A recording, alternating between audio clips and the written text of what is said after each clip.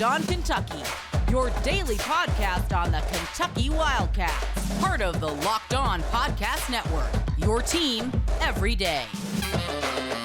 All right, what is going on, Big Blue Nation? Welcome on in to Locked On Kentucky, your daily Kentucky Wildcats podcast. I'm your host, Lance Dawe, writer for Sports Illustrated for various SEC-related things.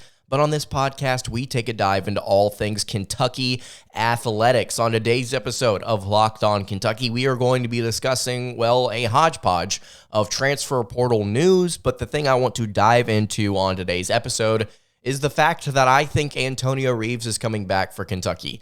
There are several reasons to explain this. I'm going to dive into it in just a second. We're also going to answer one listener question on today's show because I think it deserves its entire segment. Going to dive into something football related, something that we have not discussed, I think, at all since the season ended. So make sure you stay tuned for that as well. If you have any questions that you would like to leave for the show, go ahead and drop them in the YouTube comments below. If you're watching there, if you're listening on podcast, wherever it may be, you can check us out on Twitter at LockedOnUK. Send me a message, tag me in a tweet. I'll do my best to answer the question if you have one there as well. Thank you so much for making Locked On Kentucky your first listen every single day. I want to remind everybody out there that we are free and available on all platforms wherever you may be listening.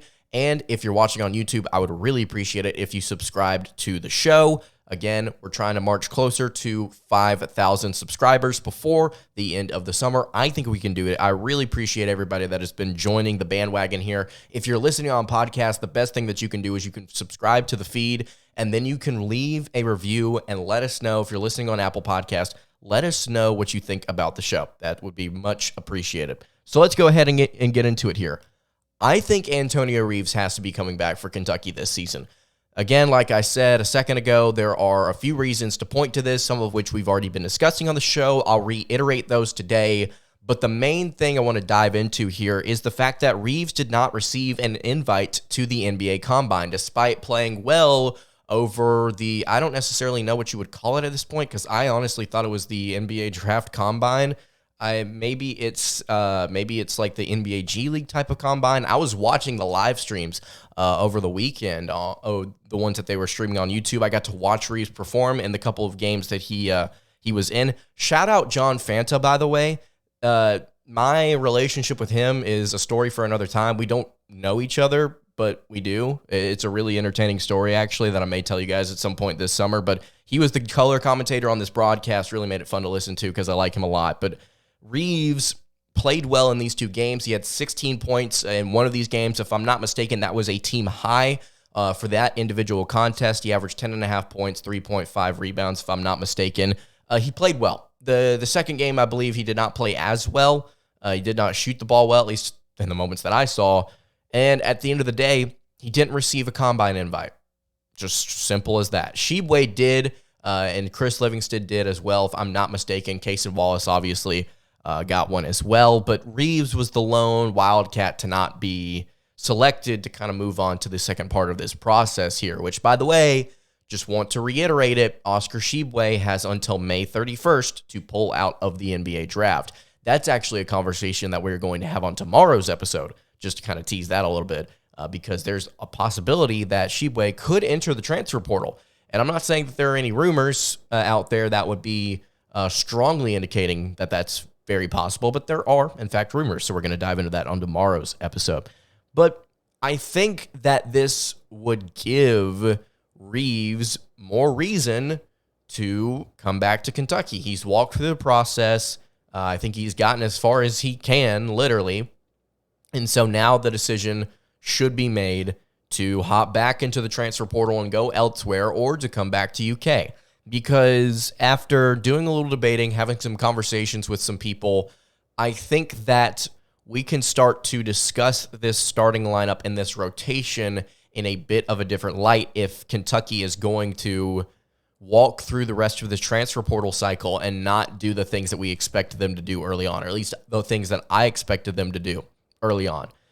Because I think it does truly change the dynamic of where Reeves ends up. It also changes the dynamic of where, your center and your small forward spot fall. But let's go ahead and discuss that. So at your point guard spot, it could be one of two players. It's probably going to be, in my opinion, Rob Dillingham running the show for Kentucky. Some of you disagree with that. Enough of you actually to the point where I've decided, you know what, let's talk about this 50-50 because at the end of the day, I don't really think it matters. DJ Wagner, Rob Dillingham, I think Wagner is more of a shooting guard type. I think Dillingham's more of a pure point guard, although some of you in the comments have pointed out that ESPN has one of them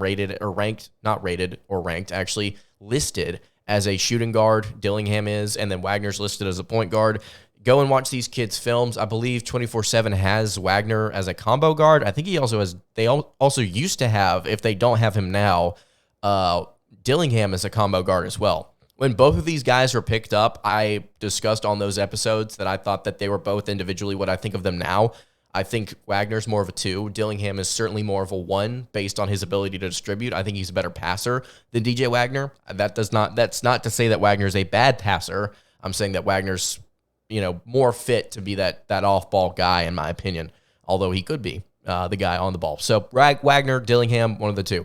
Reeves could very well start at this 2-guard spot. In fact, I think that it would make sense if he did. Now that we've kind of walked things out here on the show, I don't know how I would feel about Reeves sliding up to point. I've seen some of you talking about that in the YouTube comments about how he's versatile and can do all these different things. I think that he serves a purpose as either your small forward or your shooting guard. That's what the lineup rotation in KenPom reflects. I think that if you go and look at that and you see the most common lineups that Kentucky used, it was Reeves at the 2 or it was at the small forward spot. That was the things that they ran, especially late in the season. I think that's what you're going to see here. Reeves could very well be your starting shooting guard. He could start over DJ Wagner, or he could start over the backup, which we'll get to in a second, at least the guy that could be the backup. Justin Edwards is your small forward, Aaron Bradshaw is your power forward, and then Oscar Tshiebwe, or a transfer center, or Ugonna Onyenso is going to be your starting center. Again, it's a very fluid situation down low. We're just going to have to wait, and we're going to wait a long time because Tshiebwe is probably going to wait as long as he possibly can. Your backup spot, Rob Dillingham or Adou Thiero at point. Reed Sheppard, I think, is your backup 2 behind Antonio Reeves. Then you've got Adou Thiero possibly that could slide in there as well. And then Adou Thiero, I'm not sure that I'm a huge fan of it, but at this point, if Kentucky's not going to get a backup small forward in the transfer portal, then it's going to either be Antonio Reeves or Adou Thiero. Adou Thiero at this point is like 6'7". He's put on a lot of weight. I think that some of you in the YouTube comments have discussed the excitement around sliding him down. I think that if you have a talent like Thiero that can handle the ball and can score and can distribute, and has the ability to develop into something flashy like a Shai Gilgeous-Alexander type, why wouldn't you let him run more in the backcourt instead of putting him down at that forward spot? I don't know. But if it's the way that your lineup has to work, because the goal at the end of the day in college is to win basketball games, and maybe Kentucky lends an ear to how you want to develop these prospects to get them to the NBA stronger than maybe some other colleges, it still at the end of the day stands trying to win games, trying to put kids in the best position to succeed within that system. I still think that in Thiero's case, he works better in the backcourt because of that. But who knows? Maybe they decide that they want to rotate him down because they kind of have to. It's either him or it's Reeves. And then you've got Keyshawn Johnson, I think, who is going to commit to the Wildcats. We'll talk about him in just a second. And then Ugonna Onyenso. That's your backup front court, I should say. So Reeves has the ability to come back and be a focal point of this year's team, if you would like to be. But right now, as it stands, Kentucky is still very, very thin at a lot of different spots, which kind of brings me to my next point. I just mentioned it. Keyshawn Johnson, your backup power forward. Your power forward spot as a whole, I don't think is as strong as you would like it to be heading into the 23 season because of the fact that Aaron Bradshaw, as talented as he may be, he's still not, I think, your pure traditional power forward. Do you need one of those on your roster to succeed? No. But would it be nice to have a guy that's complimentary coming off the bench like Keyshawn Johnson? Absolutely. He will be committing, if you did not see this was like 3 days ago, he will be committing on May 20th. He will be committing this weekend on Saturday. I'm excited to see what he does. I expect him to come to Kentucky. He's choosing between the Wildcats. I think Arizona is probably the biggest player outside of Kentucky here. I would expect, based on the way the visit went, based on what we're hearing, I would expect Johnson to go ahead and become a Wildcat, and I think he would become a valuable one as much as some people may want to trash on this kid's statistics or whatever he is. I saw one YouTube comment say something and about him, and then the next YouTube comment I saw earlier today completely contradicted what the other person said. It's just there's a lot of strong opinions both ways on a transfer portal player from San Diego State. So yeah, if you've got any thoughts on Johnson, you can leave them in the YouTube comments below. I'm not going to say whether you're right or wrong. I'm just going to tell you I'm excited about him. And you can be whatever if you choose to be.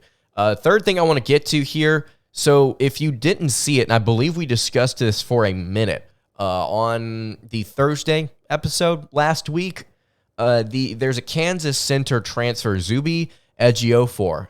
He is currently in the transfer portal. I think right as he hit the transfer portal is like similar to the Dickinson situation. Oh, Kentucky is a place to look here. The reason that Ejiofor was entering the portal is because Dickinson came in to Kansas. He wanted some playing time. Zuby did, and now he's heading out looking for a better place to land. He says, according to reports, that he wants to take a visit to Kentucky if Oscar Tshiebwe is not coming back. He's already set visits for Villanova, St. John's, TCU, San Diego State. According to Jack Pilgrim of KSR, the Wildcats coaching staff reached out to Ejiofor when he entered the portal on May 5th to relay the message that if Oscar does not come back, they will go after him. So, once again, I'm going to continue to reiterate this until Tshiebwe comes back, or if he doesn't, in which case I'm going to, speak about it in a much darker tone. Tshiebwe, I understand why. I think he should. It makes sense. I'm not disagreeing with it for him. But what I'm saying here for Kentucky is that him being in the NBA draft process, as long as he wants to be, is not healthy for the Wildcats and their desires in the transfer portal, their desires to kind of shore things up. I think that that's pretty clear. There's not a whole lot of debating that. You've seen now several prospects come out and say, or according to reports or rumors or whatever have you, prospects have come out and said, look, we'd love to take a look at Kentucky, but to be completely honest with you, Oscar Tshiebwe is still in the mix, and I don't want to have to battle that. So until he announces where he's going to go, if he's going to stay, if he's going to, leave, he's going to enter the transfer portal, which again, we'll talk about on tomorrow's show, not yesterday's show. We'll talk about that tomorrow. If he enters the transfer, whatever he may do, I want to see him make a decision before I make a decision with Kentucky. That's what we've been hearing from all of these different transfer portal players. Has to be at least 3 or 4 now at the minimum that we've heard about. I guarantee you that there are several behind the scenes that we have just not heard discussed at all. For instance, I don't know if we ever truly heard it with Jamarian Sharp, but he committed to Ole Miss. And then Musa Cisse, by the way, a former high-profile recruit, played at Oklahoma State. If I'm not mistaken, played at Memphis before that. He committed to Ole Miss. Ole Miss is slowly building a really, really good team. Alan Flanagan from Auburn, he played there for 4 years. He's going to transfer into Ole Miss, and he's likely, if I'm not mistaken, and he's going to be a really talented forward for them. So there's a lot going on right now in the SEC where players are going in the front court elsewhere, and Kentucky is still sitting there twiddling their thumbs, just waiting for Oscar Tshiebwe to make a move. He's told us that we could go after anybody we wanted in the portal, but, we just kind of feel like waiting. I get it. It's not helping. And I don't think that there's a lot of disagreement in that. I think there may be some disagreement on whether or not it's the right thing to do, which, I think it's the right thing to do for Tshiebwe. So if you've got any thoughts about anything going on in the transfer portal, if you've got any questions for the show, you can leave those in the YouTube comments below, again, or hit me on the socials at LockedOnUK. All right, I want to talk about a question from one of you guys, football related. We've not discussed this since the end of football season, and I think that some of you are going to have some thoughts on it. So before we get to that, I want to tell you guys about our friends over at Built Bar. If you're looking for a really good snack, which right now, for me, I am looking for something to kind of take pre- and post-workout, but you don't want all the sugar, you don't want all the calories, and you don't want to sacrifice the taste, which is something that you consistently sacrifice when you're looking for something healthier or a better option, I think you should try Built Bar. They've been a sponsor for a long time on the program. I've been really enjoying them since they've been a sponsor on the program, since I've been doing this show. They're really good for you, and they taste amazing. They're covered in 100% real chocolate. The macros on these things are phenomenal. 130 calories, 4 grams of sugar, and then 17 whopping grams of protein. They come in really, really good flavors: churro, peanut butter brownie, cookies and cream, salted caramel, coconut. They've got these things called puffs. Built does, where it's not just the protein bar, but it's a protein-infused marshmallow within it. It's really, really cool, really, really great. I enjoy the taste and the fact that I think it's really good for you. It's refreshing to have a player like Built in the protein bar scene to kind of get something that I can enjoy whenever I want to be honest with you. It's a great snack. You can replace your candy bars with these, but something that I can help kind of focus with, something that we talked about previously, talking about diving into New Year's resolutions, working out more, eating healthier. Built has definitely helped me with that, and I do really appreciate their product. So you can go check them out at built.com. You can also go to Walmart or Sam's Club if you want to pick up a 4-bar box or a 13-bar box of whatever flavors that they have in stock there. Cookies and cream, coconut puff. You've got brownie batter puff as well, churro puff. These are different flavors that you can find at both those stores. If you're looking for a more specialty flavor, again, you can check them out at built.com. Highly encourage you guys to take a look at this product, and once you do, you can thank me. All right, continuing along here on the Monday edition of Locked On Kentucky, Lance Dawe hanging out here with you. Really appreciate it, everybody watching along. I've got a new dumb question of the week. So I don't remember if it was last week or if it was the week before. I asked you guys out of the blue what your favorite Mario Kart character was, which if you still feel like answering that and you didn't answer it, you can leave that in the YouTube comments below at Locked On UK on Twitter if you feel like doing that. It was more about a conversation I was having with a friend. This one has absolutely nothing to do with anything. Some of you said that you really enjoyed the question, so I'll ask you guys another dumb question here. What is your favorite video game of all time? I want to know.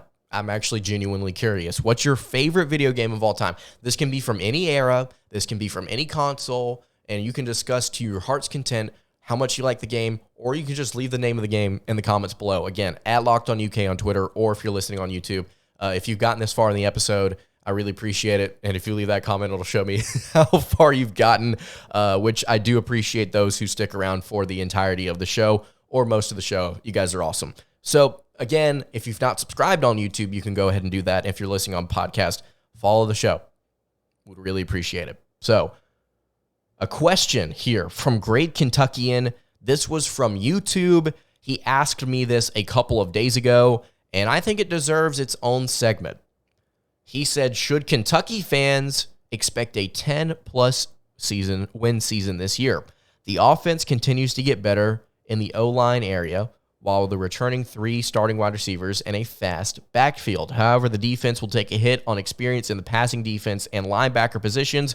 What are your thoughts? Kentucky losing to Georgia, Alabama, Tennessee. That's what Great Kentuckian says. If you've not caught on, he's talking about football, something that we have not talked about in a hot minute here on the show. I think, honestly, since football season ended, we have talked about more conference-wide topics than we have like individually for Kentucky. So let's change that. So let's take a look at their schedule.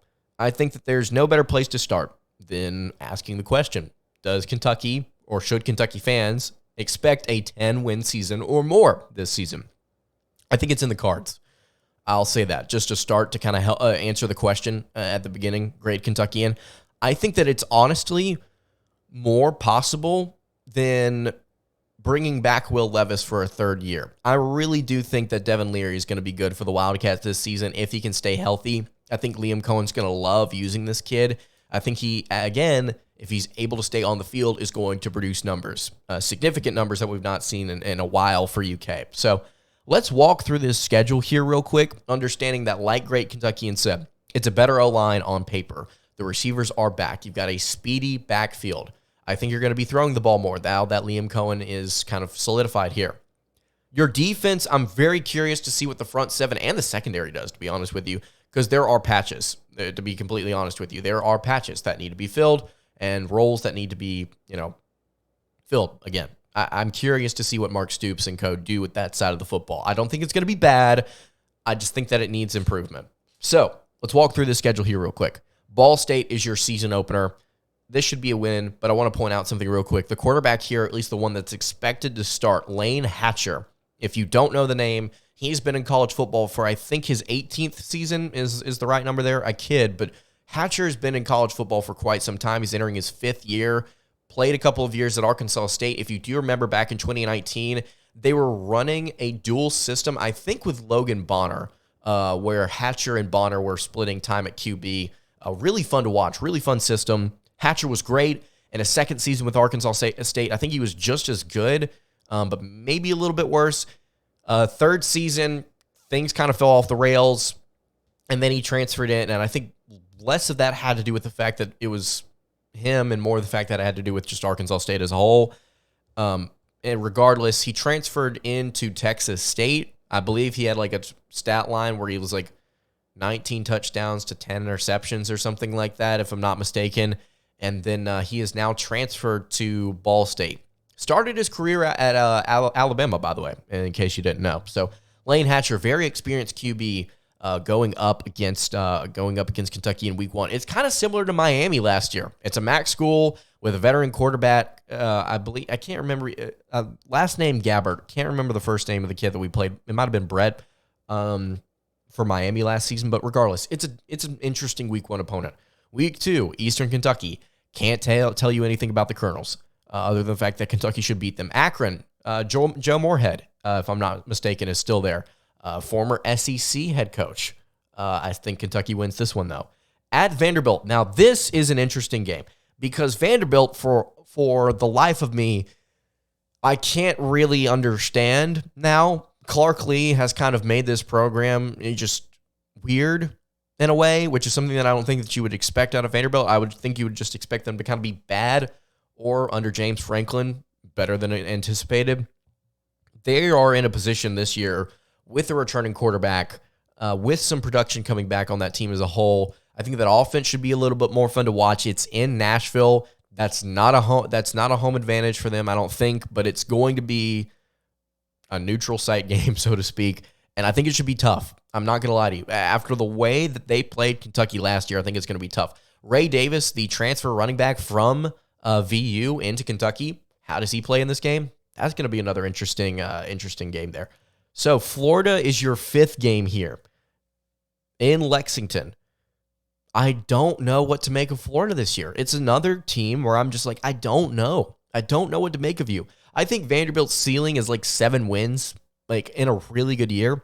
Florida's ceiling, 2nd in the East. I mean, to be honest with you, that's just kind of what they've been in the past. Has Billy Napier drugged them down below that? May not necessarily be his fault, but maybe some of the things that's happening around that program that kind of have drugged them down. But is Graham Mertz good in a different system after transferring from Wisconsin? I don't know. On paper, it's fun to laugh at him, and this is probably something we're going to do this offseason. But Florida is just in a weird spot. I think that's a game that Kentucky wins, though. We're kind of going on a streak here against the Gators, I want to point out. At Georgia, doesn't matter who's at quarterback, they're going to lose that game. Before we get to Missouri, I'm going to pause for water because my voice is debating completely checking out here as we continue along. You've got Missouri at home. I think that's a game Kentucky wins. I know Missouri's given Kentucky trouble in the past, but I think that's a game Mark Stoops picks up. Then you've got Tennessee at home. That's a game I see Kentucky losing. I think that they'll lose that one. Mississippi State is such a tough team, again, to figure out. It's a first-year head coach that's going to be stepping away from what traditionally that system had been for 3 years under Mike Leach. Rest his soul. I don't know what to make of Mississippi State as well because they're just going to look different with the same pieces that they had. Now, they were good last year, but the question is, can Arnett be a head coach? His defense is about something I want to point out about Arnett. He's heralded as a defensive-minded coach, like a really good defensive coach. And I think that he's going to be able to, considering he has had solid defenses at State, I think he's going to be, with a little bit more control, able to have a strong defensive unit. But during his time at SDSU, which is where he was previously, during his time at Mississippi State, The defenses have been good. They've been okay at times, but they've never been elite. Go and look at the numbers. Go and look at his pass rush statistics. Go look at the total yards per game. Go look at the points per game. Whatever surface level number you want to look at, they've not been as elite as people like to make Arnett's defenses out to be. Now, we here are a proponent of the 3-3-5. Personally, I'm more of a proponent of a 4-2-5 or a hybrid 4-2-5, but scheme is not what we're talking about here today, and I don't know enough about it to talk about it to you fluently. So I don't think that Mississippi State right now on paper should be projected to do better than they did last year. And having them on the road in November is a tough one, especially considering the opponent the following week, rather. I think Kentucky, because of bias, should win this game. Emmanuel Forbes isn't there. This is a better offense, a better offensive line. I think Kentucky wins this game, but I would not be shocked. I would not be shocked to see if it's a state blowout. I don't know what to make of it. You have the biggest game of the year, November 11th, at home. You get the Alabama Crimson Tide. And here's where I think the season could be defined, because at this point, you have one loss to Georgia, or two losses, rather, potentially, in your little makeup world, and you've got an opportunity to make any of your six bowl if you're able to win out here, which I think Kentucky very much so could.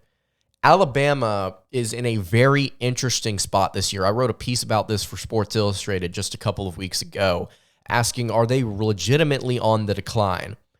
And as of right now, I think that that's yet to be determined, but based on trajectory, Alabama's sliding, and they really have been sliding playing on the road the past two seasons. So it's a spot where Bama can't feel comfortable, I think, at any point this season, especially given their situation at quarterback. Tyler Buchner is not the answer. Maybe I get cold taked, maybe he wins the Heisman. Alabama has talent in that room outside of Tyler Buchner that I think, given time in their system, will succeed. Now, I don't necessarily know how Tommy Reeves is going to want to operate a guy like Jalen Milroe or a guy like Ty Simpson, but I can sit here and tell you with confidence, Kentucky can beat a team like Alabama if they're playing Tyler Buchner at QB. They can beat a team like Alabama with Jalen Milroe at quarterback if he's playing like he did against Texas A&M. He was turnover prone. His surface statistics were not terrible, but he was turnover prone and inconsistent. You expect as much from a freshman QB. At this point in November, you're probably not going to see that as much. UK can win this game. Absolutely can win this game. It does not matter. Does not matter that Alabama has all the five-star talent in the world. They almost lost to Ole Miss on the road last year. Almost lost to Texas on the road in Austin. You got to see them lose at LSU. You got to see them lose against who am I forgetting right now? Am I just completely dropping the ball? Were those the only two? No, they did. Those were the only two losses last season. I'm an idiot. I'm trying to figure out what team did they almost lose to that I'm trying to think of. It wasn't Arkansas. Anyway, point being, Alabama is a vulnerable team, I think, this upcoming season. And I think that Kentucky fans should be monitoring that game as it gets closer, especially if Kentucky's able to figure out Tennessee on October 28th. If you come into that game with one loss against Georgia, you've got some serious prospects heading into the final 3 weeks of November. You've got at South Carolina, which should be a very tough game, and you've got at Louisville before you head to the SEC championship game, potentially on December 2nd. So to answer your question, Great Kentuckian, we can throw out numbers here all we want until the season gets closer, until we get to see this transfer portal wrap up a little bit. I think that we're going to have to wait to kind of define expectations for this upcoming season. Ball State, Eastern Kentucky, Akron, Vanderbilt, Florida. I think you start 5-0. 5-1 after Georgia. 6-1 after Missouri. You've got your bye week. Tennessee, 6-2. Mississippi State, I'll say 7-2. Alabama, I'll say 7-3 just because I don't want to be too brash. At South Carolina, I'll say 7-4. and then at Louisville 8-4 with Devin Leary at the helm this season for the Wildcats. I think that's fair. I think 7-5 is fair. The FanDuel line, if I don't think I mentioned it, the line for FanDuel this upcoming season for Kentucky's over/under win total is 6.5. I think they hit the over, but it's going to take a complete effort on the defensive side of the ball. It's going to take Devin Leary actually rounding in the form and staying healthy.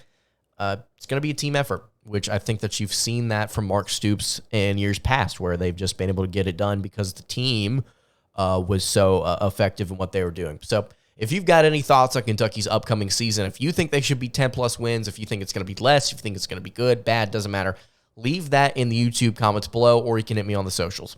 That's going to do it for today's episode of Locked On Kentucky. You can follow the show on Twitter at LockedOnUK. You can follow me on Twitter at LanceDawe_. You can follow the show over on Instagram.